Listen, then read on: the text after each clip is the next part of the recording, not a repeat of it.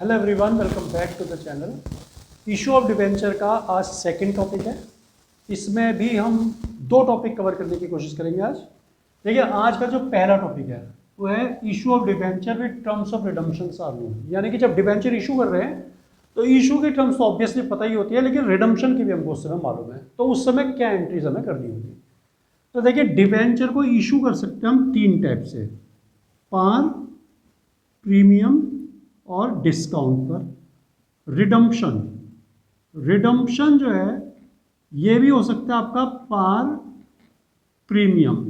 अब कुछ लोग कहते हैं रिडम्पशन डिस्काउंट पर भी हो सकता है।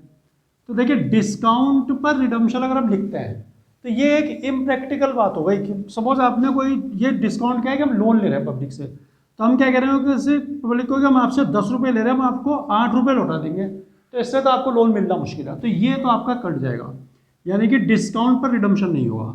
तो आप क्या कर सकते हैं, तीन टाइप से इशू कर सकते हैं, दो टाइप से रिडम्पशन, तो टोटल 6 केसेस आपके बनेंगे। तो 6 केसेस इसमें बनते हैं। तो 6 केसेस क्या है, देखिए, तीनों टाइप से इशू, दो टाइप से रिडम्पशन, पार पर, प्रीमियम पर। तो अब इसको अच्छी तरह से समझने के लिए क्या करेंगे, पहले रिडम्पशन को कांस्टेंट रखेंगे पार पर, पार पार, प्रीमियम पार, डिस्काउंट पार। उसके बाद हम रिडम्पशन को कांस्टेंट करेंगे प्रीमियम पर, यानी कि पार पर इशू प्रीमियम पर रिडम्पशन, प्रीमियम पर इशू प्रीमियम पर रिडम्पशन, डिस्काउंट पर इशू प्रीमियम पर रिडम्पशन। तो ये स्टार्ट करते हैं, पहले एक बार एंट्री समझ लेते हैं, फिर मैं क्वेश्चन भी आपको करके दिखा दूंगा। देखिए, केस वन हमने लिया redemption at par, redemption constant कर दिया पार पर।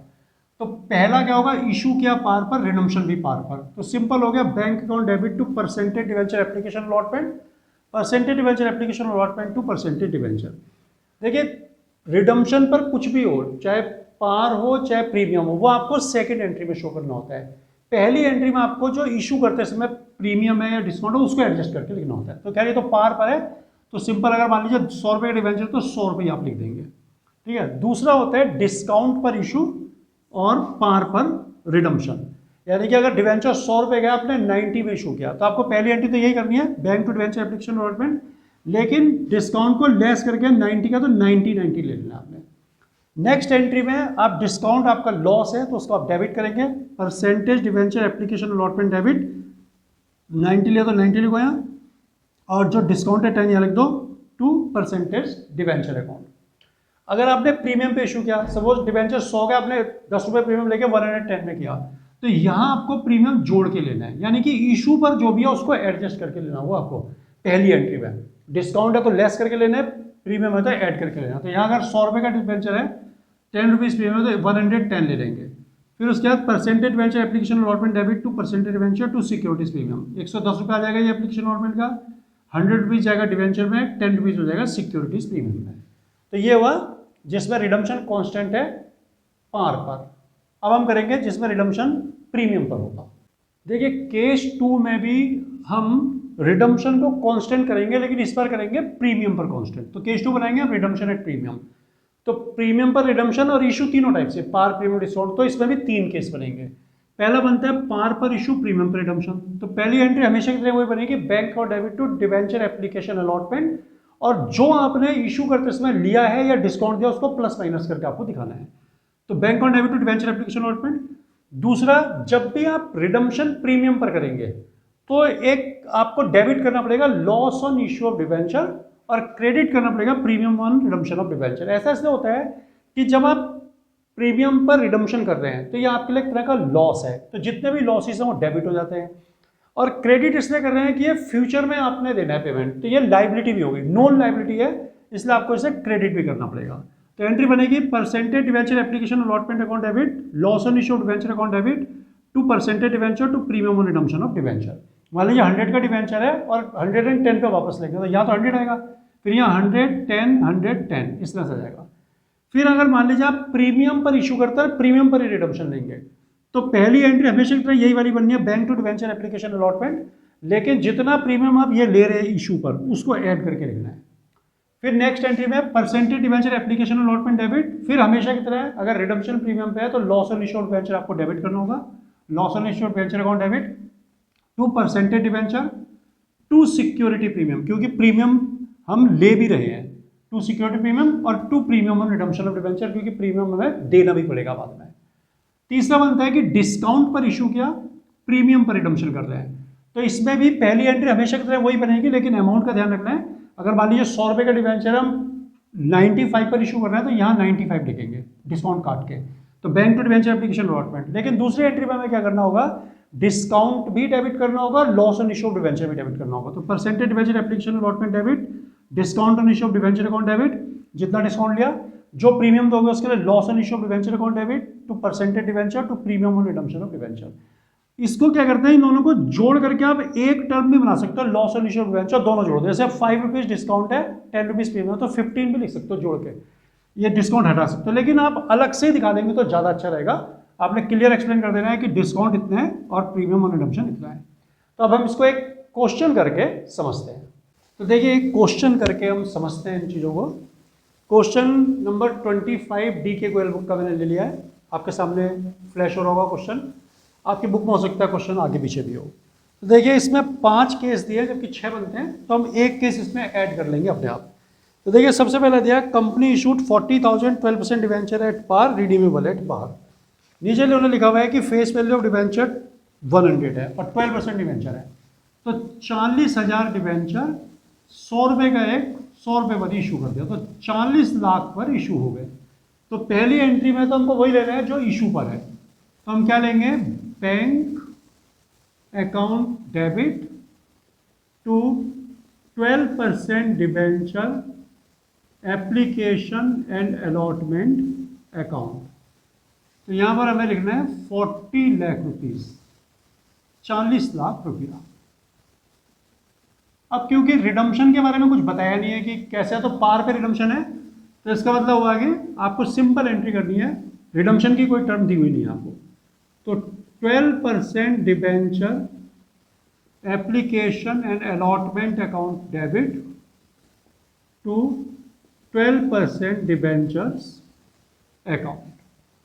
तो 40 लाख रुपीज ही आप ट्रांसफर कर दें डिवेंचर अकाउंट में। तो ये पहला केस हो गया पार पर इशू, पार पर रिडम्पशन। देखिए सेकंड दिया हुआ है आपको 40,000 डिवेंचर डिस्काउंट पर इशू है और रिडम्पशन पार पर होगा। तो पहली एंट्री हमेशा कितने वही बनेगी, bank account debit to 12% debenture application and allotment account. लेकिन मैंने आपको बोला था कि पहली एंट्री पे जो रिसीव हो रहा है उसको ध्यान रखना है। तो 40 लाख रुपया बन रहा है, लेकिन 10% डिस्काउंट पर इशू है, तो यानी कि 4 लाख रुपया हो गया, 10%, इसको लेस कर दो तो आपको मिलेंगे कितने, 36 लाख रुपीज़ मिलेंगे। तो यहाँ 36 लाख रुपीज़ हमको लिखना होगा। इस बार 40 नहीं मिलेगा, ठीक है, क्योंकि डिस्काउंट पे इशू क्या है, प्रीमियम पे रिडम्पशन है। तो नेक्स्ट एंट्री बनेगी 12% debenture application and allotment account debit discount on issue of debentures account debit to 12% debentures account. ये हो गया आपका डिस्काउंट पर इशू। 36 लाख आपको मिल गए, 4 लाख आपका डिस्काउंट है, 40 lakh rupees discount debenture account में आप पहुंचा दें। नेक्स्ट दिया है कि 12% डिवेंचर इशू किए हैं 5% प्रीमियम पर, रिडम्पशन करना है पार पर। तो पहली एंट्री फिर वही बनेगी, पहली एंट्री हमेशा ये बनेगी, अमाउंट चेंज होता रहेगा बस। Bank account debit to 12% debenture application and allotment account. तो अब अमाउंट कैसे निकालेंगे, देखिए इस बार प्रीमियम पर इशू है, तो ये जो 40 लाख रुपए पर हमने इशू किया था ना, इस पर प्लस 5% प्रीमियम अगर हम कर दें तो 2 लाख रुपए आएगा 5%। तो इस बार हमें 42 लाख रुपए 42 लाख रुपीस मिलेंगे। तो जो मिलता है पहली एंट्री में हमें वही करना पड़ेगा, 42 लाख। नेक्स्ट एंट्री में हम इसको शो कर देंगे, यहां कर देते हैं, देखिए नेक्स्ट एंट्री बनेगी 12% debenture application and allotment account debit to 12% debentures account to securities premium account.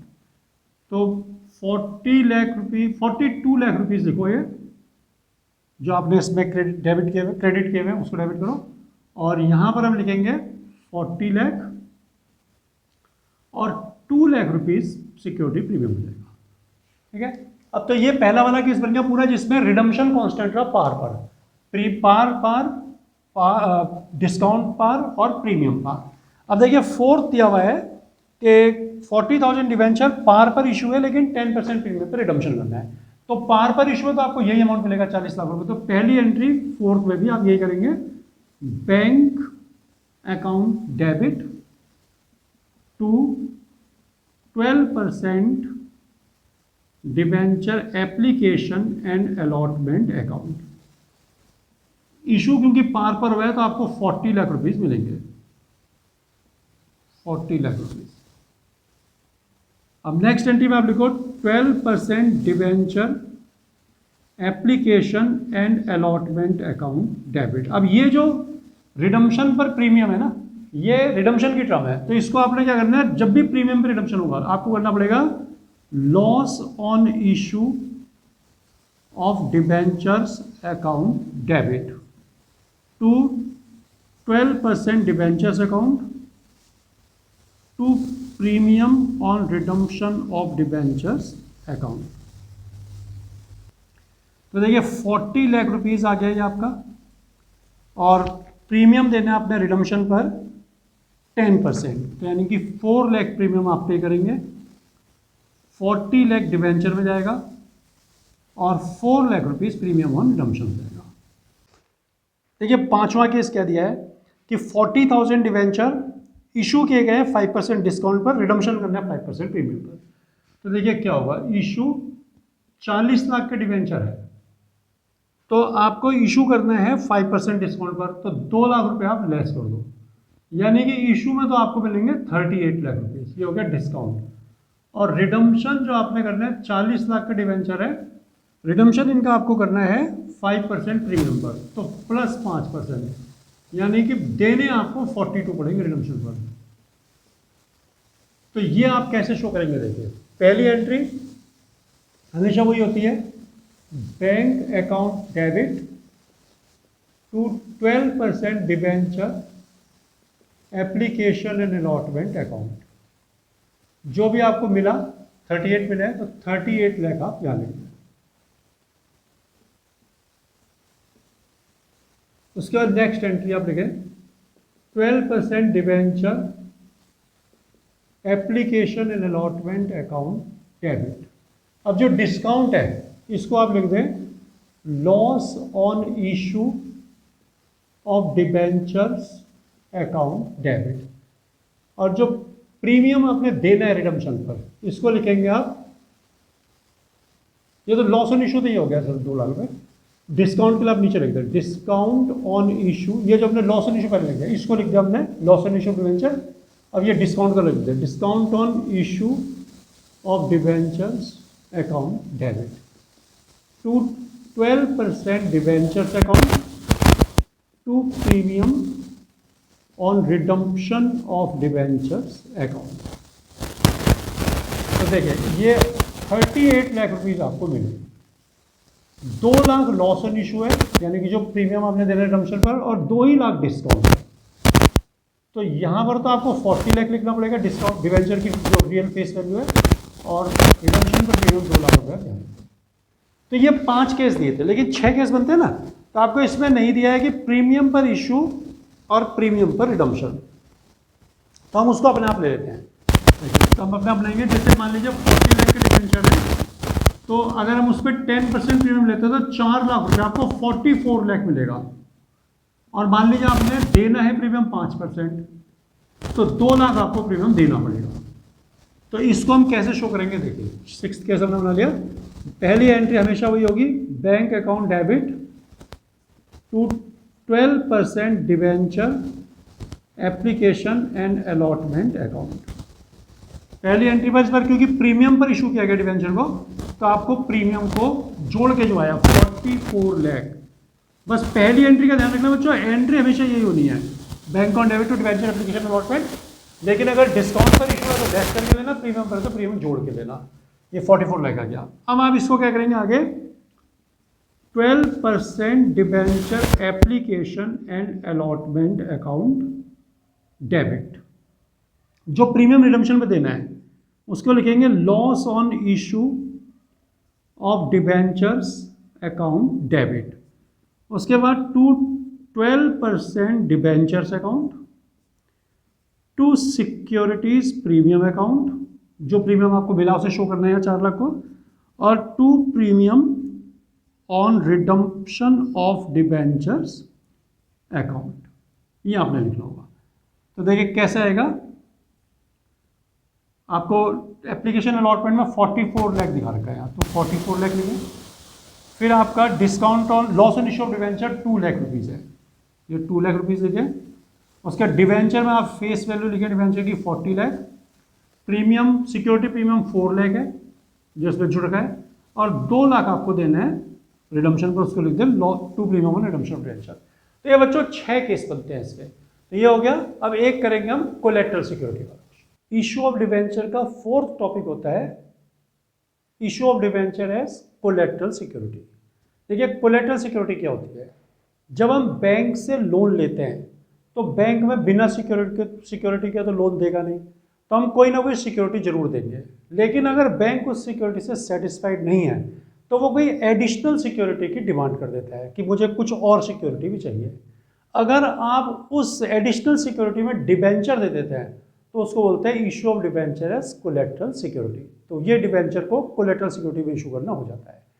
देखिए क्या कहा जाता है इसको, ऐसे बोल सकते हैं कि when debentures are issued as a secondary और subsidiary security issued in addition to principal security, it is called issue of debenture as collateral security.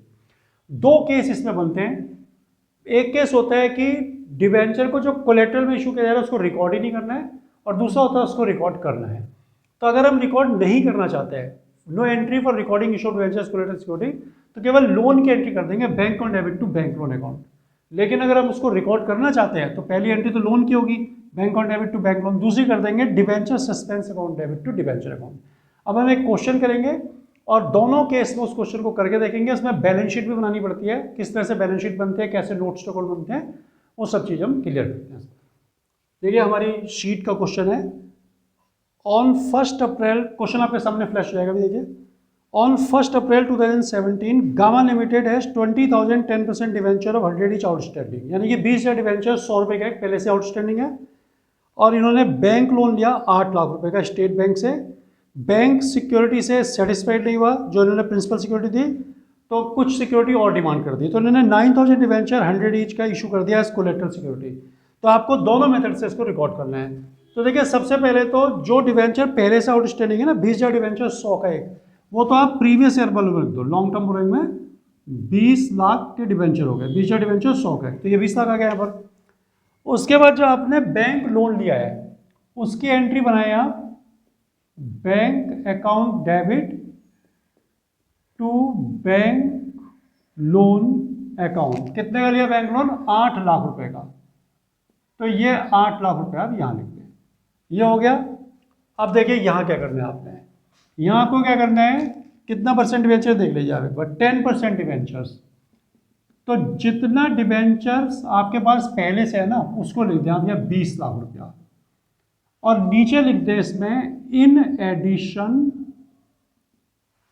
9,000 debentures of ₹100 each are issued as collateral securities. ये आपने बता दिया कि 20 लाख का तो debenture पहले से ही है, उसके अलावा 9 लाख डिवेंचर 100 का एक हमने कोलेट्रल में इशू किया हुआ है। उसके बाद आप इसमें लिखते हैं बैंक लोन। इसमें बैंक लोन आपने लिया है 8 लाख रुपीस का, इसमें भी आप बता दें कोलेट्रली सिक्योर्ड बाय 9,000 डिवेंचर्स ऑफ ₹100। तो ये आपका केस 1 हो गया। अब देखिए दोनों का टोटल जो आएगा वो आ गया आपका 28 लाख रुपीस।